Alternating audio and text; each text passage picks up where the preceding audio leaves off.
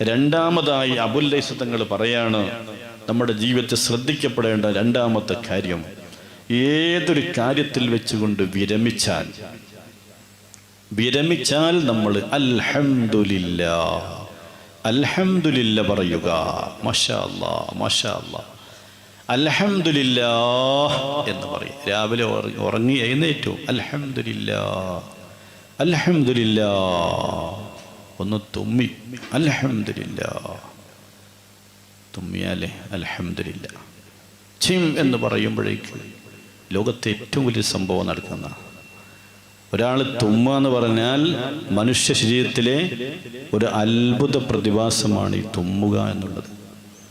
അപ്പോൾ അത് കഴിഞ്ഞ ഉടനെ തന്നെ അൽഹംദുലില്ലാ,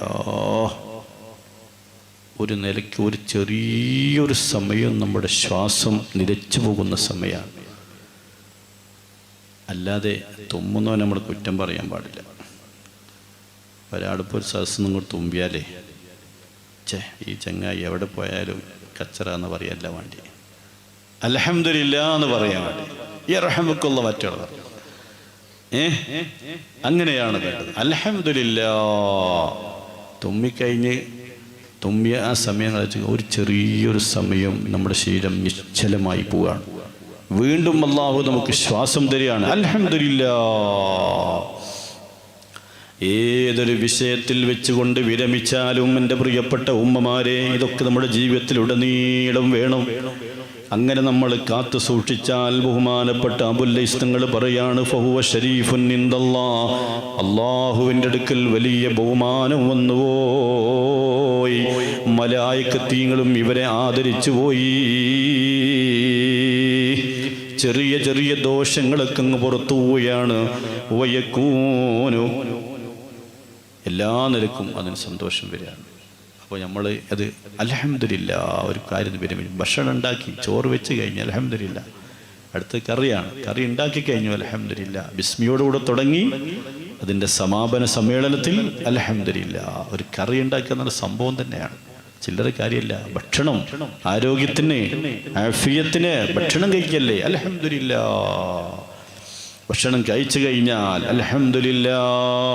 അങ്ങനെ ഏതൊരു കാര്യത്തിൽ വെച്ചുകൊണ്ട് വിരമിച്ചു, കോഴിക്കോട്ടേക്കൊന്ന് പോയി, അവിടെ എത്തി, അൽഹംദുലില്ലാ, ഒരു ബുദ്ധിമുട്ടില്ലാണ്ട് അവിടെ എത്തിച്ചല്ലോ.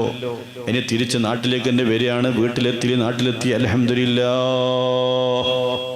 അൽഹംദുലില്ലാ, വല്ലാത്തൊരു പൗരനാണ്. എന്തിന് നമ്മൾ വിരമിക്കുന്ന സമയത്ത് അൽഹംദുലില്ലാ. അതിന് നമ്മൾ ഗൾഫ് സഹോദരന്മാരെ എനിക്ക് ഉഷാറാണ്. ഗൾഫിലൊക്കെ പോയി 4-5 കൊല്ലൊക്കെ നിന്ന് വരുന്ന കൂട്ടുകാരെ, അസ്സലാമു അലൈക്കും. വഅലൈക്കും അസ്സലാം വറഹ്മത്തുള്ളാഹി, കൈഫൽ ഹാൽ, മാഷാ അല്ലാഹ്, അൽഹംദുലില്ലാ, അൽഹംദുലില്ലാ, മാഫി മുശ്കിൽ, മാഷാ അല്ലാഹ്, അൽഹംദുലില്ലാ. നമ്മൾ ഗൾഫ് കൂട്ടി നമ്മൾ പ്രവാസികൾക്ക് അതിനൊക്കെ ഉഷാറാണ്. അത് വലിയൊരു സന്തോഷമാണത്. അൽഹംദുലില്ലാ.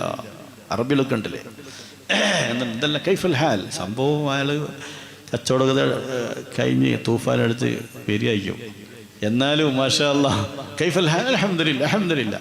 അൽഹംദുലില്ലാ അങ്ങ് വീഡിയോ പവറോട് പറഞ്ഞാൽ അതിൽ അവന് ഫാൾട്ട് ഉണ്ടെങ്കിൽ തന്നെ അല്ലാഹു തആല ഇടപെട്ടുകൊണ്ട് ഫാൾട്ട് നീക്കി തരും. അതിന്റെ പവർ അതാണ്.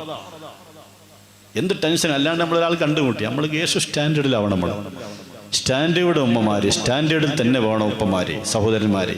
ഒരാൾ കണ്ടുമുട്ടി, അസ്സലാമു അലൈക്കും.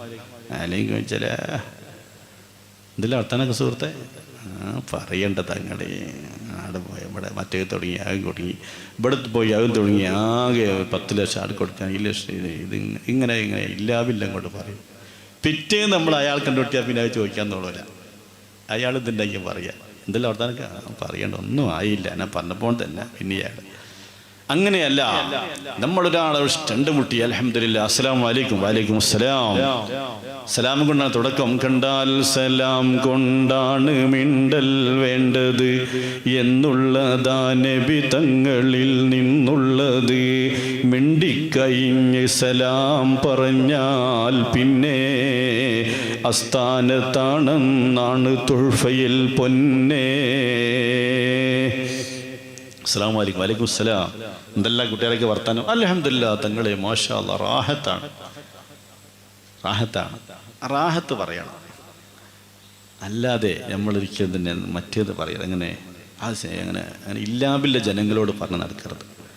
അത് അള്ളാഹുവിൻ്റെ മുമ്പിൽ അവതരിപ്പിക്കാം, അല്ലെങ്കിൽ ഒരു ഹുർവിയായ പണ്ഡിതൻ്റെ മുമ്പിൽ അവതരിപ്പിക്കാം, ഒരു സയ്യിദിൻ്റെ മുമ്പിൽ അവതരിപ്പിക്കാം എന്നല്ലാതെ എല്ലാവരും കാണുന്നവരോടൊക്കെ അങ്ങനെ പറഞ്ഞ് നടക്കരുത്. നമ്മളെപ്പോഴും ഇഷ്ടം എൻ്റെ റബ്ബെന്നെ കൈവിടൂല, അതന്നെ അതിൻ്റെ അടിസ്ഥാന തത്വം. അള്ളാഹു എന്നെ കൈവിടൂല. അങ്ങനെ ആകുമ്പോൾ അള്ളാഹു വൈകൾ നിങ്ങൾ തുറന്നു തരും. അൽഹംദുലില്ലാഹ്, ഉള്ളതിൽ അൽഹംദുലില്ലാഹ്, മാഷാ അല്ലാഹ്. അങ്ങനെയാണോ? അള്ളാഹു തആല ബർക്കത്ത് ചെയ്യട്ടെ. അള്ളാഹു നമുക്കൊക്കെ ആഫിയത്ത്. അതിനൊക്കെ നമ്മളെ ഗൾഫ് സഹോദരന്മാർ, നമ്മുടെ പ്രവാസികൾ, പഠിച്ചവനെ പ്രവാസികളായ കൂട്ടുകാരൊക്കെ നമ്മളോടൊക്കെ ദ്വാരിക്കാൻ പറയാറുണ്ട്. ബഹുമാനപ്പെട്ട സക്കാഫിസ്ഥാനെ വിളിച്ചൊക്കെ ഒരുപാട് പ്രവാസികൾ അൽഹംദുലില്ലാഹ് റഹ്മാനുർ റബ്ബർക്ക് നീ ഖൈറും ബർക്കത്തും റാഹത്തും നൽകണേ അല്ലാഹ്. പ്രവാസ ലോകത്തിൽ നീ ബർക്കത്ത് ചെയ്യണേ അല്ലാഹ്. ജോലി ഇല്ലാത്തവർക്ക് ഖൈറായ ജോലി നൽകണേ അല്ലാഹ്.